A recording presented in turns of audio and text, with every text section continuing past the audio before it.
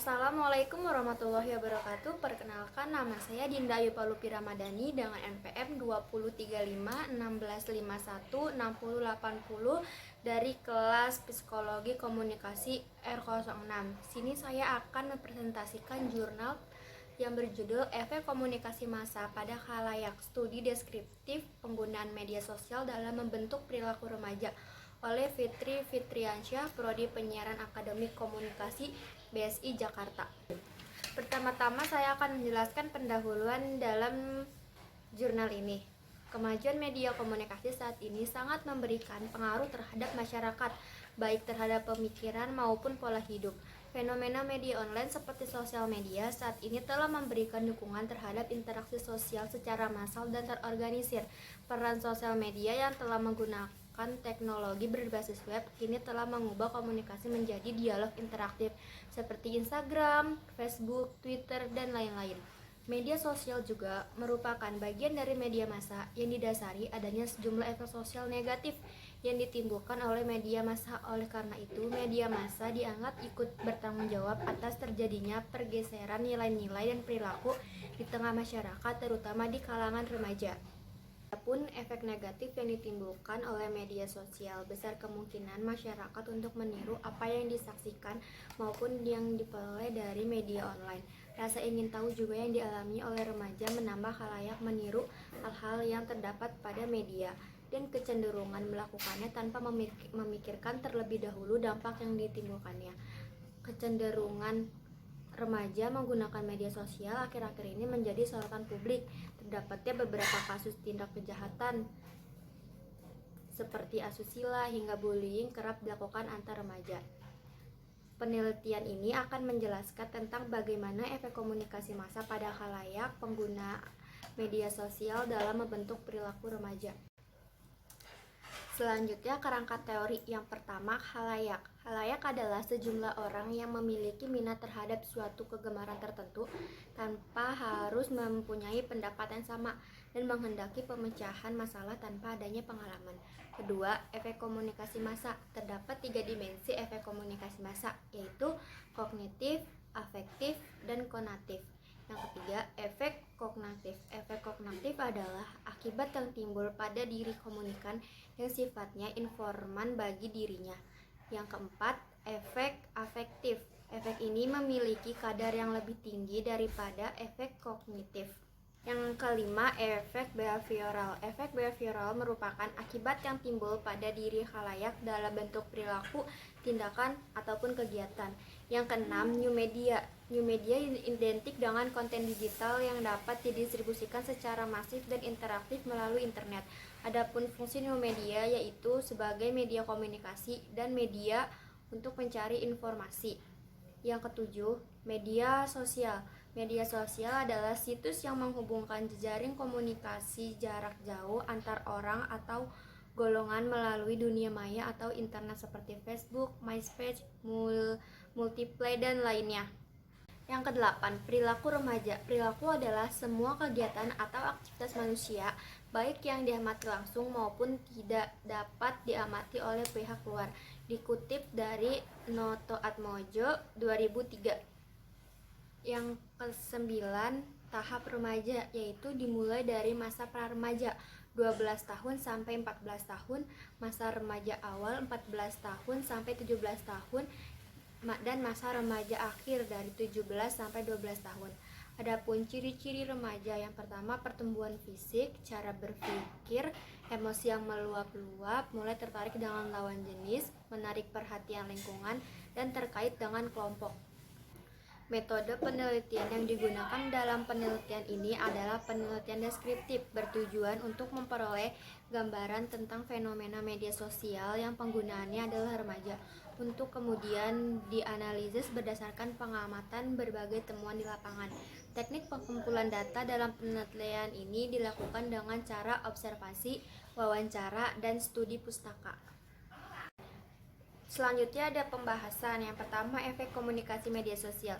Indonesia merupakan salah satu negara yang memiliki jumlah pengguna media sosial terbesar di dunia.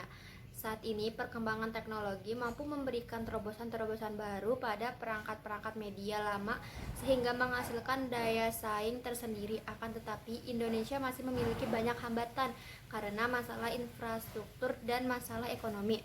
Pada dasarnya, media sosial dapat dianggap sebagai salah satu media komunikasi karena secara garis besar media sosial dan jaringan sosial menggunakan sistem yang sama, yaitu media daring yang terhubung dengan internet. Dengan keberadaan media sosial tentunya terdapat efek dari media sosial yang perlu diwaspadai. Indonesia diprediksi akan menjadi negara dengan penggunaan sosial media paling aktif dan paling banyak karena pada tahun 2012 kurang dari 63 juta masyarakat Indonesia terhubung dengan internet dan sebanyak 90% aktivitas membuka media sosial. Terdapat fenomena kids zaman now, cyberbullying, bahkan tindakan peniruan gaya orang dewasa yang kini marak diikuti oleh para remaja. Hal ini ada karena peran media sosial itu sendiri dalam membentuk perilaku remaja. Menurut data Weber, Indonesia ada sekitar 65 juta pengguna Facebook aktif. Pengguna Twitter berdasarkan data PT Bakti Telkom memiliki 19,5 juta pengguna di Indonesia dari total 500 juta pengguna global. Selain Twitter, jaring sosial lain yang dikenal di Indonesia adalah Pet dengan jumlah pengguna 700.000 di Indonesia, Line sebesar 10 juta pengguna, Google Plus 3,4 juta pengguna, dan LinkedIn 1 juta pengguna.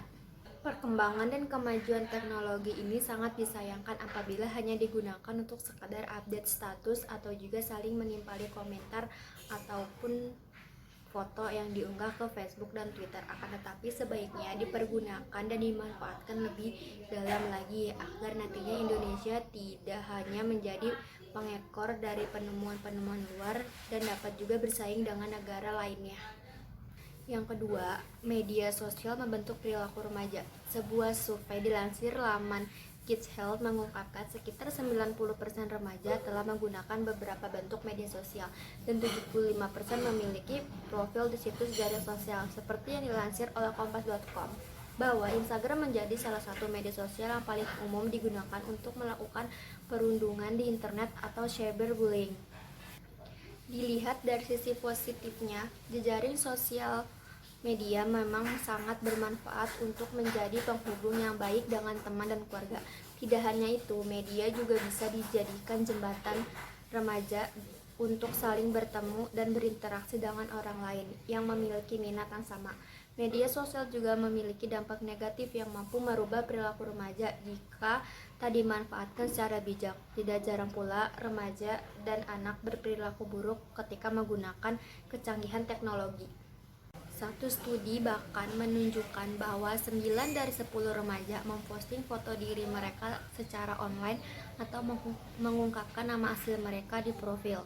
8 dari 10 mengungkapkan tanggal lahir dan minat mereka, dan 7 dari 10 memposting nama sekolah mereka dan kota tempat mereka tinggal, sehingga tindakan seperti ini dapat menjadi sasaran empuk predator online atau orang lain yang mungkin ingin membahayakan remaja tersebut.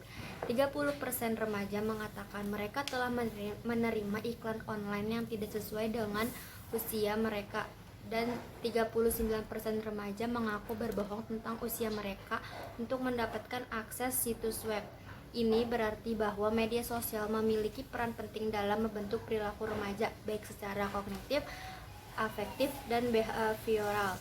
Tidak dapat dipungkiri, menggunakan media sosial pada remaja nantinya banyak melahirkan dampak negatif yang cukup serius dan apabila tidak ditangani dengan baik.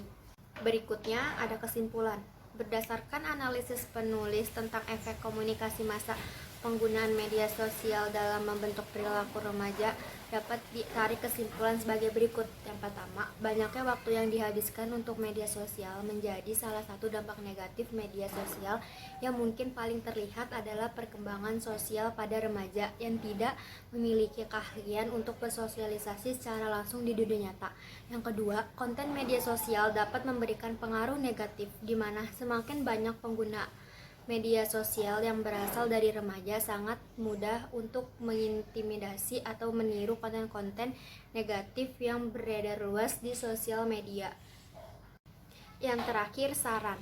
Perlunya pembahasan yang lebih fleksibel dengan menggali potensi dari efek komunikasi massa pada khalayak, studi deskriptif penggunaan media sosial dalam membentuk perilaku remaja, dan hasil penelitian ini bisa digunakan untuk menunjang literatur penelitian lebih lanjut, tetapi disarankan untuk memperdalam pembahasannya.